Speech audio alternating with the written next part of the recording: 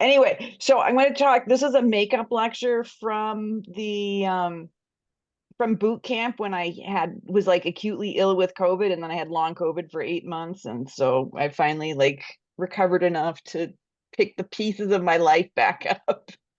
So I'm gonna give a talk that I gave back in April of my fellowship year, and then I've like tweaked it a little bit, um, based on the nasal pressure signal, and it was so popular that everyone wants to like every year I've been giving this since then. So, so this is a fragment of a PSG that I looked at or was reading back. It was like in January or February of my fellowship year. And I brought this to Kingman. I was like, what's going on here? I don't like what? And so he's like, give a grand rounds on it. So let's have the sleep fellows look at this and let's see what you guys can glean from this little segment of REM sleep. Any volunteers? So just call on someone. Well, I can barely Else see. here. Is Rory there? No, he's gone. No. He's already in practice. He's in practice. I think I Oh, got his Roni's here. email. Roni's here. Roni's Roni, here. Roni. Roni's here. But Rory, This is a problem. This is a problem of These are not. old fellows. All right. So what do you think? He's going, it's hard to see. But you can get up and walk closer to the thing if I you might want need to. to do that. All right. Yeah. Okay, Yeah, so he's up, he's going around the room, he's Okay. coming to the front. He's now about 2 or 3 feet in front of the record, looking at it from the side, and he says. So what do you do to describe it? Describe it. So what's the top, what's on the left side? Top to bottom, eyes. Yeah, so EMG, we're looking at eyes, chin EMG, EEG, EEG leads, all right? ECG, small Okay. channel, respirate rate, we have the nasal flow, thermistor, Yeah, and then the effort belts. right. SpO2. Is it REM sleep or is she just faking you out? It does look like REM sleep. All Yes. Okay, Yeah. and now she has something in red. Yeah. So, we seem to be, so there are some pauses in between the breaths, some flow limitation too. It's not nice breaths, I would say. What's the epic length? The epoch, that looks like it is 30 seconds, right? It's respiratory rate.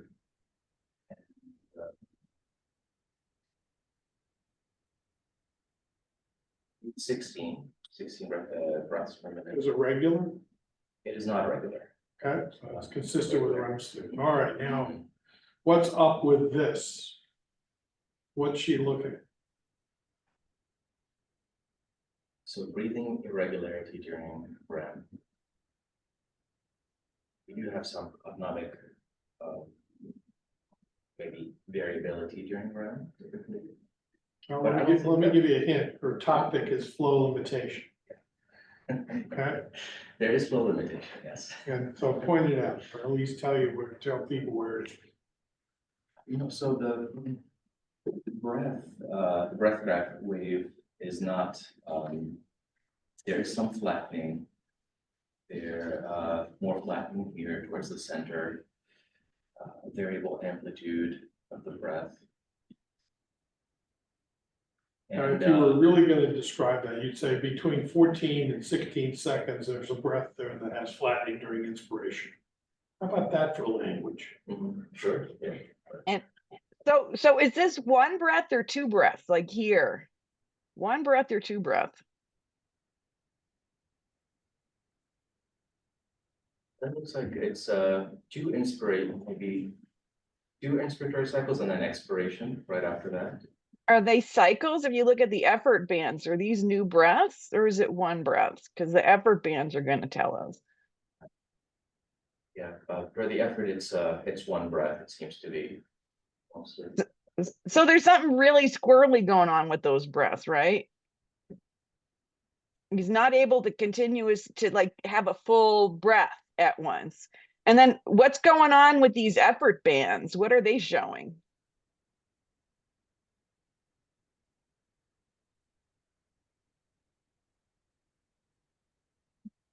Well, maybe define what you're seeing rather than what the interpretation or what the language is, the definition. Give what the definition is of paradox. In this instance, The thorax coming out and they're not moving. okay, so which is going where? Assuming the top of the thorax. So when the thorax is going down, then the abdomen is going up. Okay, So, all right. but then even in the thermistor channel, Well, what's a better flow signal? Nasal pressure or thermistor? Which one is AC coupled? That's good. Which is AC coupled and which is DC coupled?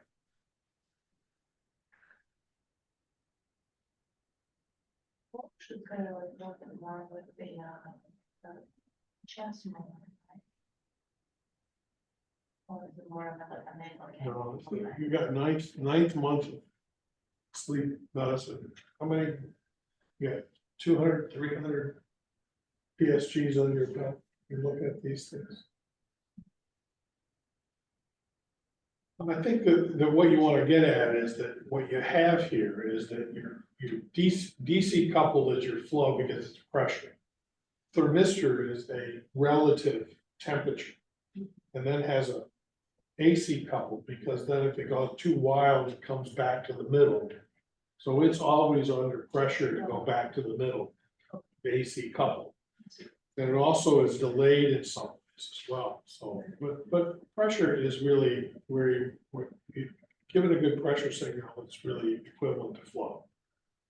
3 or 4 articles in the 1980s and 90s, and also in your interpretation as references in your interpretation study. My other thought on this, Denise, as I'm looking at it, is that, you know, those flow changes at the end of inspiration, where we see those kind of two peaks. Right. I kind of wonder if there's anything in terms of like at the bottle positioning or anything that's important. Okay, so something's causing flow to go up and down Yeah, within the inspiration side.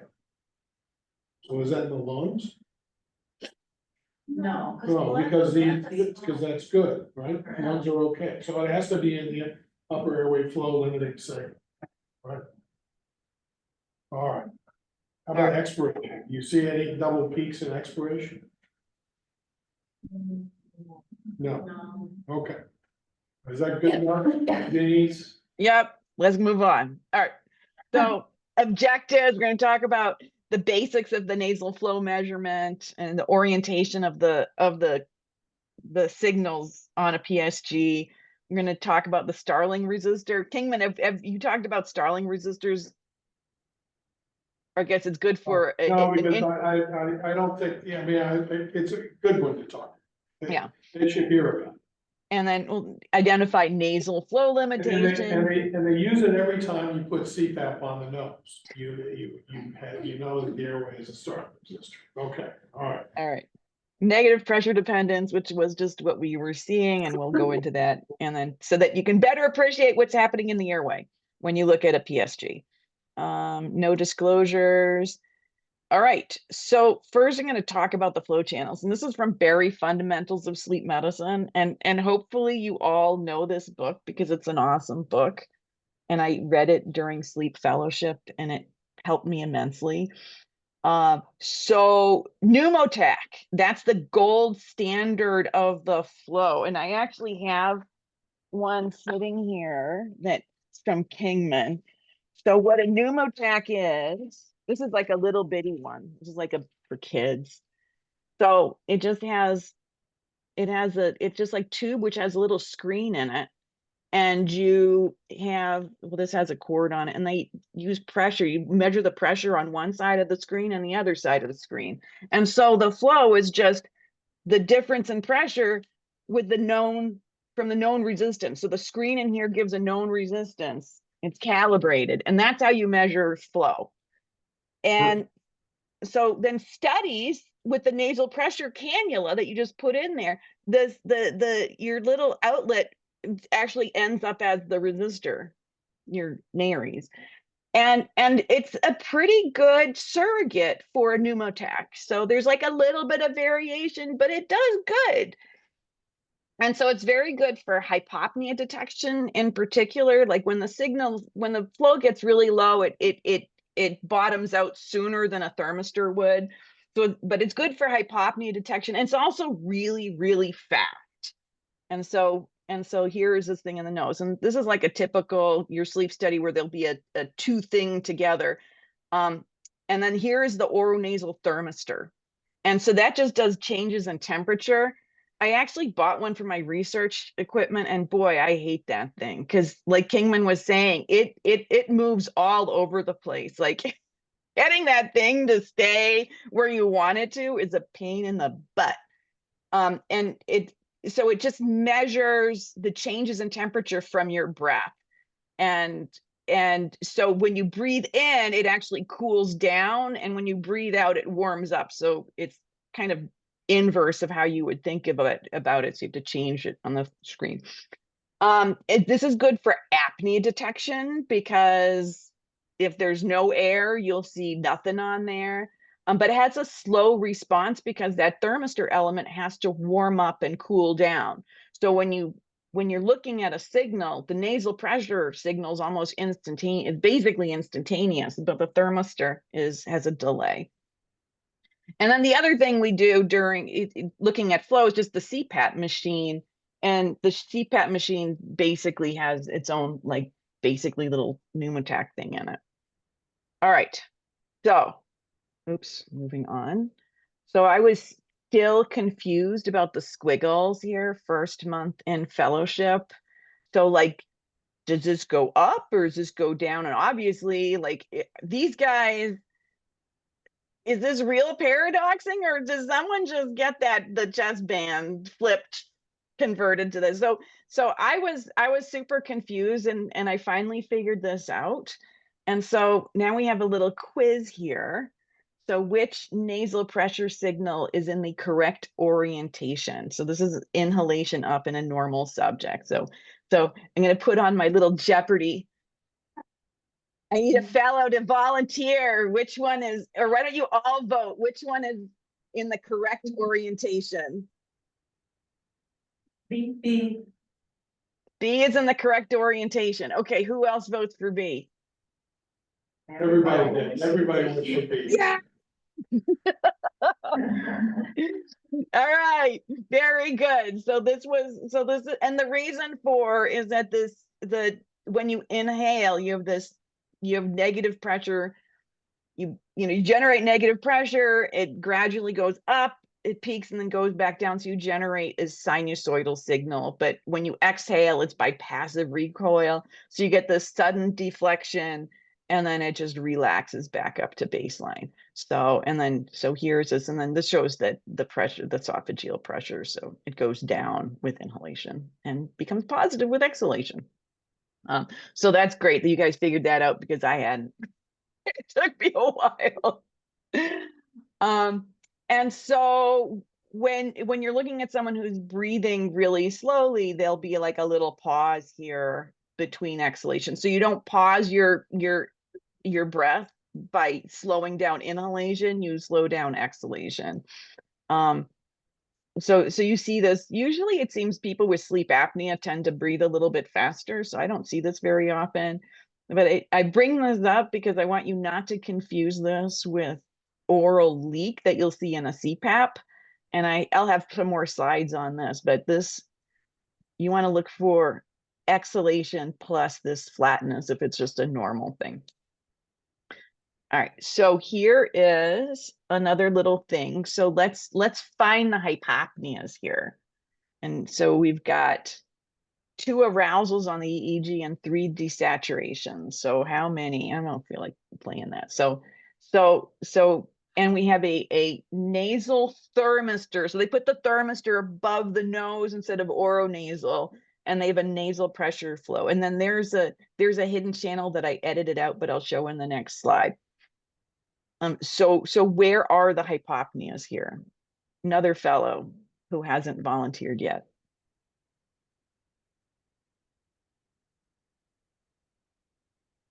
They're all using opera glasses now to be able to see. I'm sorry. The pulmonary guys, they used to have long shotgun teaching areas, and to look at x-rays, there would be people who would bring opera glasses and sit in the back of the room to be able to see. Okay, so how many hypopneas? I think there's 2. Yeah, and where are they? So let's see. I think the first one is stretching from like towards the middle of the first epic to the second, or the second grid line to the middle of the second grid line. And then That will go like the- this. Yeah, and then the second one is right before the next arousal, yeah, where it Is lies. that a 60-second epic? Thanks. This, But is it 2, so that's 2 minutes? Oh, it's 2 minutes. 2 minutes, okay. Yes, it's 2 2 and a minutes. half, and then another one's 30. Okay. okay.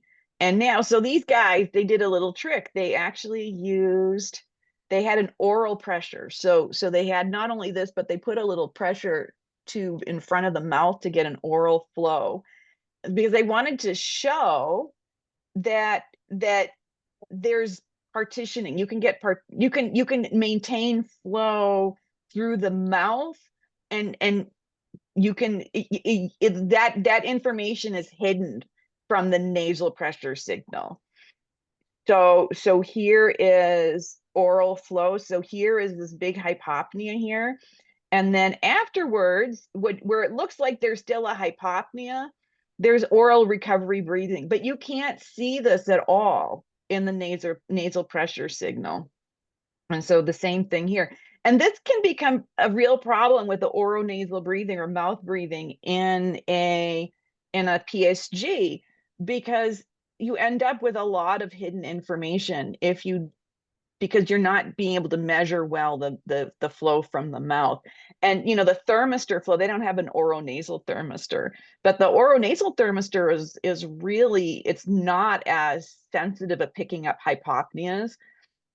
So I always worry when I see a lot of bad nasal pressure signal, is like, am I missing a bunch of hypopneas? And this is especially a problem in pediatrics, that you'll see, like, the kids are really good at maintaining some breathing, but there are times where I'm like, they'll have the dimetics or something, and the signals is just all over the place. And we may be missing some breathing events. And so nasal breathing during sleep, normally, so if you look at normal people, like healthy airways, they hardly breathe through their mouth at all during sleep. 96% of breaths are nasal, but in people with sleep apnea, you'll find that people are breathing through their nose maybe only 40 to 85% of the time. So this can impair the detection of airway events. So now we're going to talk about flow limitation and Starling resistors. And so there's some inspiratory flow limitation. So flow limitation is defined by the absence of an increase in flow despite increasing effort. And there's actually a nice position paper right here, PMIDI, Official American, an ATS report on non-invasive identification of inspiratory flow limitation. I actually recommend that you get that, because it's a very good, and I can email it to you. It's a really good topic to read on. So inspiratory flow limitations defined as flattening or scooping for greater than 75% of the inspiratory cycle. And then expiratory flow limitation, that can occur as well. And this is a kind of a hard to get your head around definition. It means that at maximal expiratory flow occurs with tidal breathing, which basically means if you were to put negative pressure and try to vacuum out to get more out of the air, if you had expiratory flow limitation, you wouldn't be able to vacuum more air out. It would stay at the same rate as in tidal breathing. Does that make sense? Yeah, so would that be like an obstructive disease? Where would you see that? So I have a thing. So expiratory palatal prolapse will cause that, where the palate, soft palate's prolapsing into the nasal airway while you're trying to exhale. So yeah. So I'll show you pictures of that. Oh, okay. All right. So this is again. This was actually in the Berry book, but they took it from this paper, just showing this inspiratory flow limitation where they had a variety. Like this is a relatively normal so this is a glottic pressure, nasal cannula with various shapes, and then they showed the flow versus the driving pressure. So you see where there's a normal contour, no flow limitation, the more driving pressure there is, the more inspiratory flow there is. And then you have this intermediate. So this is something that I'd be like, oh, it's mild to moderate flow limitation. You see the driving, the inspiratory flow falls off with as you increase the pressure or kind of stabilizes there. And then you have this more severe with some scooping, which I would call like severe flow limitation. It actually like falls off even faster and worse. And there's some negative effort dependence in here, which I will get to in a little tiny bit. So flow limitation prevalence in people who do not have sleep apnea, by virtue of population studies with PSGs. This was done in Brazil, where people had an AHI less than 5.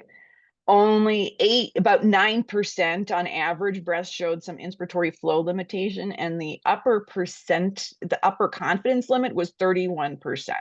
So this is a good rule of thumb, is that if you're looking at a study that doesn't have many events, like the AHI is less than 5, but there's a ton of flow limitation. Like if like 90% of the breaths are flow limited, it's not a normal study. There's sleep disordered breathing characterized by flow limitation, but it doesn't meet the criteria for OSA. This has not been well researched. Like, what's the clinical relevance of this? We have a name for it. We call it UARS, but there's all sorts of, upper airway resistance syndrome. But it's not been very well researched, and you're gonna find people yell at you if you use that term. But I think it's real. So there's a positionality to flow limitation. So both inspiratory and expiratory flow limitation tend to be worse in the supine position. And part of this, there is some influence of gravity, but also there's an influence of lung volume. So your lung volumes are greater when you're on your side. So you have the one that's up gets to expand more than the one that's down. And when you're supine, your lung volumes are less than lateral. So there's a positional impact on lung volumes, and the larger your lung volume is, the more tension that you're exerting on the muscles of your pharynx. So it helps to stabilize the collapsible part of the airway if you're kind of making it a little bit taut with that flow. And CPAP also will increase your lung volumes as well, just and so consequences of flow limitation, arousal, perturbation of sleep, it really depends on how much your body is, if arousability, because you sense flow limitation, your body will sense effort to breathe, and some people will wake up with it and other people won't. And so like I know people who have or are pretty severely affected by mild OSA, and they probably have, a heck of a lot of flow limitation. Like I said, it's not included in ASM scoring. I think someday we should. And one thing you've probably noticed in sleep studies is that PLMs often occur in the setting of inspiratory or expiratory flow limitation. So it's, there may not be an event, but you're seeing this person doing this. And so again, there's stuff with subcortical arousals that we don't understand all that well. So now we're going to talk about this concept of the Starling resistor. So a Starling resistor is like basically a situation where you have rigid tube on both sides of a collapsible tube.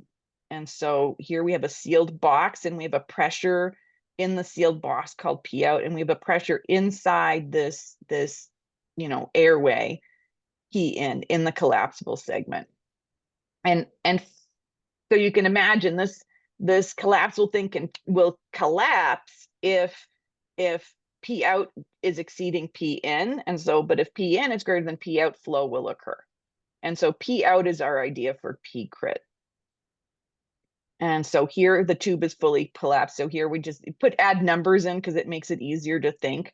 So if your upstream pressure here in the tube is 5, but here in this box it's 10, well, it's going to be completely collapsed, which means this upstream pressure is less than P crit.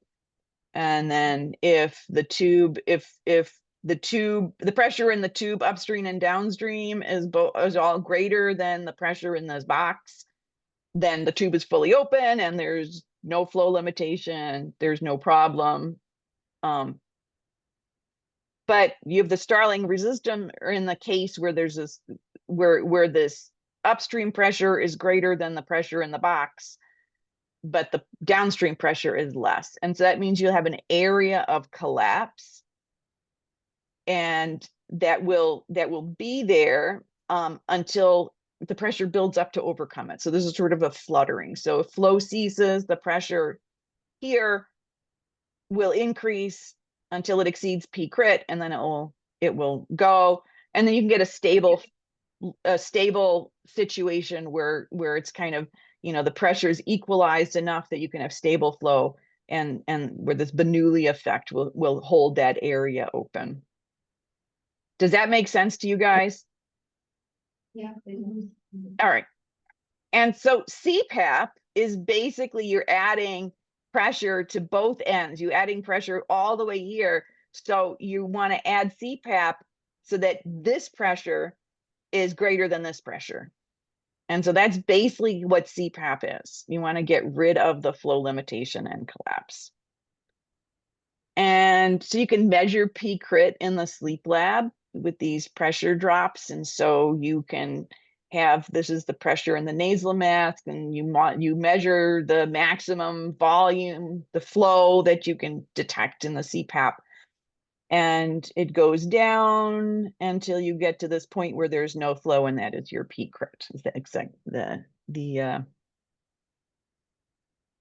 intersection with the x-axis. And this is a slide. This is one of Kingman's slides that he adapted from this. And so your P crit, it's positive in OSA. So people with like positive P crits will always have OSA, because like once you fall asleep, even atmospheric pressure will collapse your airway. And then people who have really negative P crit, they'd be good because they're above the atmospheric pressure, and the little bit of negative pressure that they're generating with their diaphragm isn't negative enough to reach P crit. And then you have these people with the vulnerable anatomy where it can go either way. So people who are just a little bit below atmospheric with their P crit. And so the Starling resistor is an imperfect model. So here's an idea. So the nose on the left, on the right, trachea on the left, and here's the pharyngeal wall. And this is that collapsible section. So if it were this simple, like CPAP would be a piece of cake, right? If we're just this simple collapsible tube, but the anatomy is more complicated. And then the Starling resistor does not explain expiratory flow limitation. So we got to talk about the anatomy. So there are flappy bits in the airway that are high compliance, which would be the epiglottis here and the soft palate. So these can move around, and I didn't show this. The lateral walls are also very collapsible. And then we have these heavy bits, which are low compliance, which would be the tongue and then the jaw. And so these don't move very much at all, but the floppy bits move a lot. And So I'm going to revisit the study that I showed at the beginning. So here was what we saw in REM. And then the epic right before that was this one. So we went from N1 into REM. And so I'm going to move this out. Oh, well. So you kind of wonder how do these things show up in the airway? So there's like a massive change here. And so I'm not going to do the not going to quiz you on this. So here we're seeing our effort bands are nice and regular.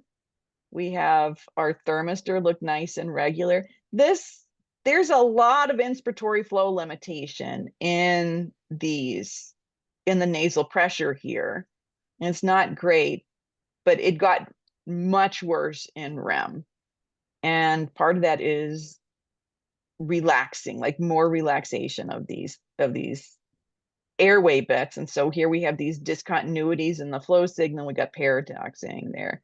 Oh, I forgot about this stuff. So we had some high frequency intrusion in both N1 and REM.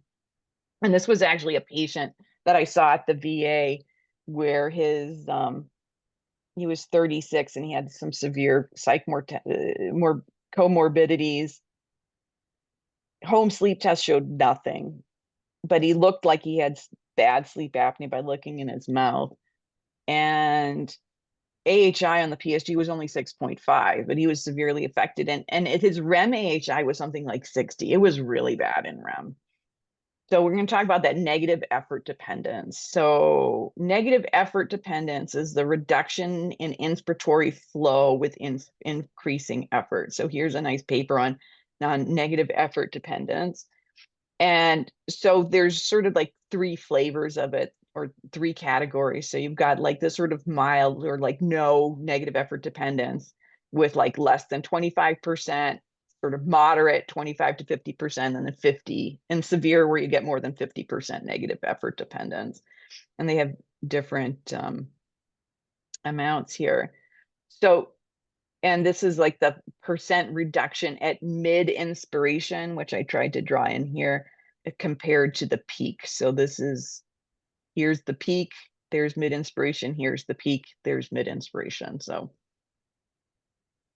it's really common in OSA, but with substantial variability between subjects. So, and it appears like fairly stable. If someone has negative effort dependence, they in one part of their study, they probably have it in another. It may depend on position and sleep stage. I notice it a lot more in REM sleep. But it's something that to keep in account, to pay attention to, especially this really severe negative effort dependence, because I'll talk about that in just a moment. So there's also this other thing to notice about negative effort dependence. So there's two scenarios where the airway opens fully between breaths. So this is the esophageal pressure on the top and the flow on the bottom. And here's some breathing, and we're getting some negative effort dependence. A little bit here, more here. So this is moderate. And you have this terminal peak getting worse, but at each time they're getting back to this the baseline inspiratory flow, even though the negative effort dependence is getting worse. And then here they probably started waking up as the esophageal pressure went down. And in this case, the airway is actually starting to close. So it's starting to collapse more and more, and you can see the esophageal pressure keeps on going down because this airway is progressively narrowing. And this is something that is like really typically will happen with the epiglottis. You'll see that, and I'll show you a video where the epiglottis starts out like a little circle and it starts doing this. Oh, terminal peak, airway relaxing open. So what's going on in the airway? So brief anatomy review. We've got little 3D model of the upper airway. Here's levator veli palatini, tensor veli palatini. here's the tongue, here is the palatoglossus, palatopharyngeus, the tonsils in between palatoglossus and palatopharyngeus. And palatopharyngeus is going in and inserting into the tracheal cartilage, or not the tracheal, the thyroid cartilage of the trachea. And here's the hyoid bone. The epiglottis is right here. So here's the hyoid bone. The epiglottis is right behind the tongue. So it forms that little vallecula. So here is the tongue and here is the epiglottis. So you guys can see that. And the soft palate here. So the airflow is associated with these. This is from a study by Henta and colleagues looking at doing dice to look down the nose during natural sleep to see where collapse is occurring and how that's reflected in the nasal pressure signal. Actually, it was a pneumattack. So here is a pressure catheter. You're looking down the nose, and so here's the soft palate. You can barely make out the epiglottis right here. This little like curved thing. And here they go closer down. So if they put the camera a little bit down more, then you get to the tongue base, and then you can see the epiglottis better. And so posterior pharyngeal wall. And there's that pressure catheter that they were using to measure the esophageal pressure. And so the tongue they found has kind of makes a more stable in obstruction. There's little negative expiratory negative. There's little negative effort dependence. So when they looked at their tracings, the inspiratory flow might have this little tiny bit, but any negative effort dependence was very mild. It was just like mostly stable flow limitation. And they had this esophageal pressure, epiglottic pressure rather. And the flow limitation, they had pictures here and they had videos, and I'll show you. So this is viewed from the velopharynx, this is viewed from the oropharynx. And so this is what this looked like. So here they're looking down and you don't really see collapse. Like I said, it's just sort of stable flow limitation. So everything is pretty stable. Still causing obstruction. But now things get interesting. Oh, here, this is just that's the tongue. That's just from the tongue. It's kind of basically the same. And things get more interesting when you're looking at those floppier bits, like the soft palate, the lateral wall. So here is just looking at the soft palate. And these were different subjects. So this person had just a little bit of negative effort dependence. These guys had more. And you could see it differently, like different collapse patterns in the velopharynx. And so here was isolated soft palate collapse. So here again is the epiglottic pressure. Here's the flow. And it shows that here at the beginning of inspiration, the airway is open. And here in mid-inspiration, the airway is not completely closed, but it's pretty darn narrow. And they had a video of this as well. So I can show you this so you can see this. I'm trying to get rid of everyone's idea that it's the tongue falling back into the airway that causes sleep apnea, because that's the wrong way to think about it. So here we see this. This is like concentric collapse where the lateral walls are coming in as well as collapse, sort of an AP. All right. And then lateral walls. So the lateral walls here, so that's here on either side here. These are the lateral walls. So there's a moderate negative effort dependence with the lateral wall collapse. And here's this picture again. So here is at the beginning of inspiration. So this is already looking pretty bad. But then in the middle of it, you're like breathing through a coffee straw. And so here we'll see how this collapse. So this is lateral wall collapse here. There's the epiglottis. So it's kind of the oropharynx at that level.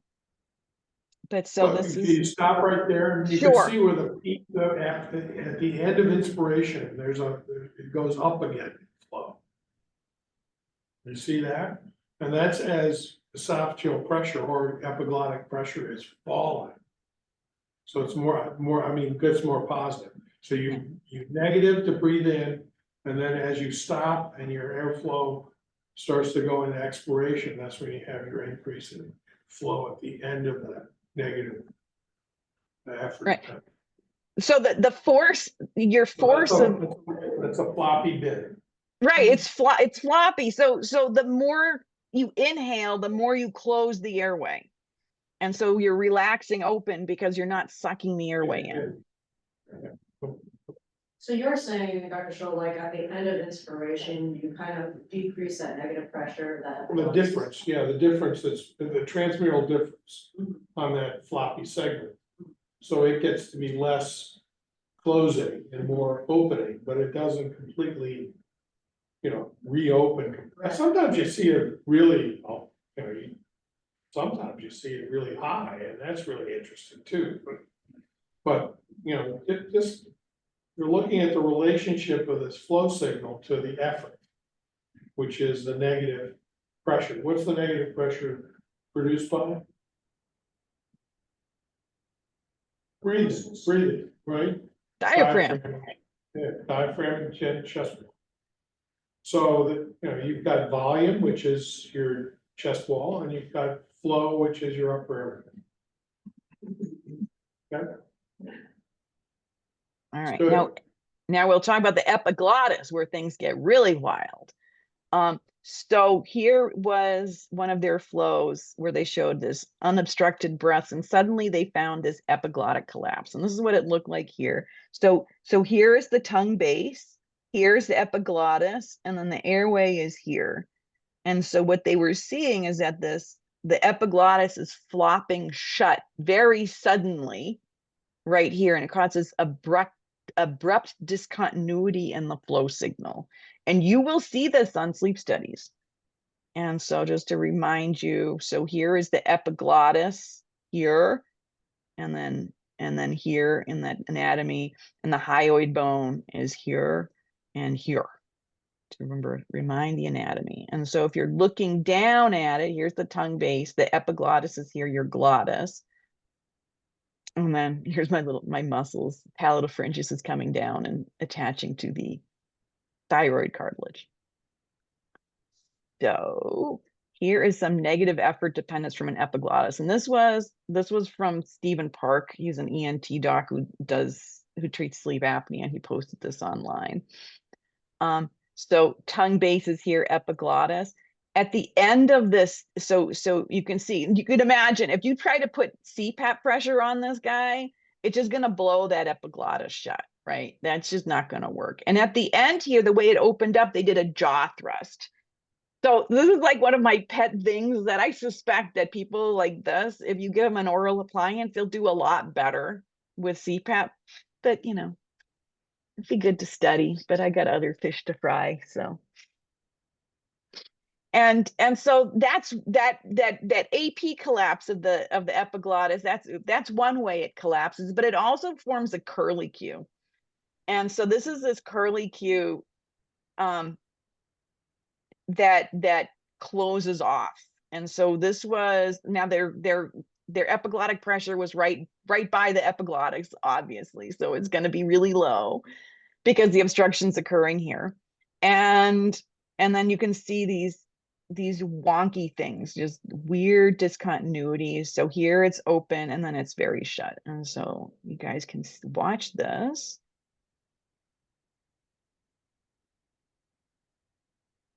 So imagine that's small, man. This is breathing through a coffee stirrer here. So epiglottic collapse, this is like characterized often by severe negative effort dependence.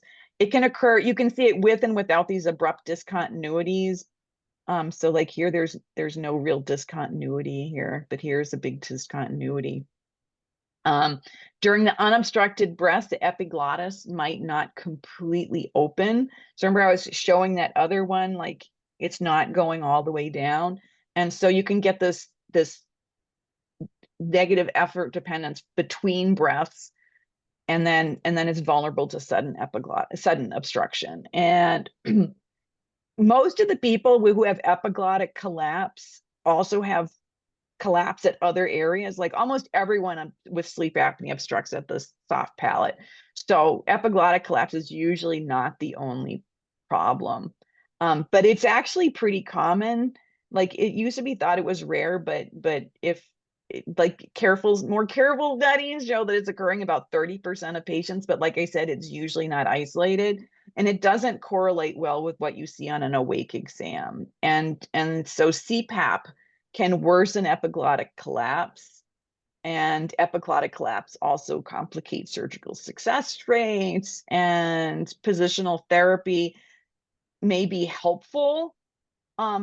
In about half of people, it's helpful. So here's some DICE images where they showed people with epiglottic collapse, and this was supine, and this guy who had positional OSA. And then when they put him on his side, his airway opened up. But then here's non-positional OSA where he was supine and doesn't help. And it's about 50%. Half of people with epiglottic collapse will do better if they're on their side. But anyone who has any problems being intolerant of sleep apnea, the next thing I do is like, you need to sleep on your side. Because that can help some of these people with epiglottic collapse. So Henta, they had a flow chart for looking at this. So negative effort dependent severity from flow limited breaths. Was it minimal? Then it's probably tongue-based related. If you had moderate to severe negative effort dependence, it probably were these floppy bits, the lateral walls, the palate, the soft palate, the epiglottis. And if negative effort dependence is large, or if there are discontinuities present, it's probably involving the epiglottis. So this is a nice thing to see on your sleep studies, and give a heads up, like there may be epiglottic collapse, because these are people who I would send to ENTs sooner. But so there's more, and I'm going to talk about this expiratory flow limitation as promised, which is the soft palate ballooning into the airway. So normally you'll breathe in and out through your nose, but in this case, you breathe in through your nose, but then the soft palate goes up, it's blocked, and either breathe out through your mouth, or if you're not opening your mouth, then it just sort of gets trapped. And this is a paper, Azure Barzan is a nice paper to read. And so this is the ballooning of the soft palate. So here was the nasal flow through a pneumotac, epiglottic pressure, and they had pictures of the airway. And so this is the palatal prolapse. You can see the airway. So here's an open airway in expiration, and here the soft palate has obstructed the airway, and then obstructed the airway here. And you can see during the obstructed airway, the epiglottic pressure actually goes up, because people are actually not on. This is the exhalatory limb of the epiglottic pressure. And here is the only thing I could say to that though, Denise, is that the displacement of the flow sensor has to be really ideally placed. So you have to look at rest of the record to see that the flow is good, because if it's halfway in and out of your nose, you can get this sort of pattern. But okay. yeah, so that's when Wellman talks about it, he talks about this, but that's why he talks about you could just use the nasal flow from an HST to tell a lot of different things, but you have to know that it's a really good nasal flow. All right. Well taped to the cheeks. Yes. And so, as promised, here is a video. So this was done by some anesthesiologists. So this isn't a DICE. These people were actually they actually had some neuromuscular blockade as well. And so it's looking down, the orientation's a little bit different. So here, this is the soft palate, here's the posterior walls. And so this is the airway that's just ballooning. The soft palate's ballooning into the nasopharynx. And so that's expiratory palatal prolapse. And so, so palatal prolapse predicts isolated inspiratory palatal flow limitation. Obviously it causes trouble with mouth leak, and so you can lose your therapeutic pressure. And then, you know, if the soft palate is swinging up and down like this, I really worry that that causes arousals, because every time you change, there was one study that I saw that they measured arousals between the partitioning of nasal and oral breathing, and every time they changed a person from nasal breathing to oral breathing, it was associated with an arousal. And so, you know, we say let's fix people by putting, like, mouth leak by putting a full face mask on, and yeah, that gets rid of the mouth leak, but they need a lot higher pressures to try to widen that airway so that that soft palate isn't continuously moving back and forth between the nose and the, you know, nasopharynx and the oropharynx. So anyway, like, can we do this with PSGs, looking at, you know, understanding what structures are collapsing from a PSG, just like, you know, when we listen to the heart, we can figure out what valve is malfunctioning. So anyway, so summary, know how to read these things, make you a savvy sleep doc. You can spot significant sleep disordered breathing, which is underestimated by the AHI if you pay attention to flow limitation. And then, you know, understanding how collapse is occurring. This may potentially in the future help individualize therapy, you know, people who are struggling with CPAP. I'm actually going to be studying that more systematically with my SLPPAP study, where I'm going to be looking at the flow signals to see if it correlates with people who do really poorly with CPAP and those who do really well with it. And then, like I said, positional therapy. So, and I can email you guys these references, probably easier. Okay.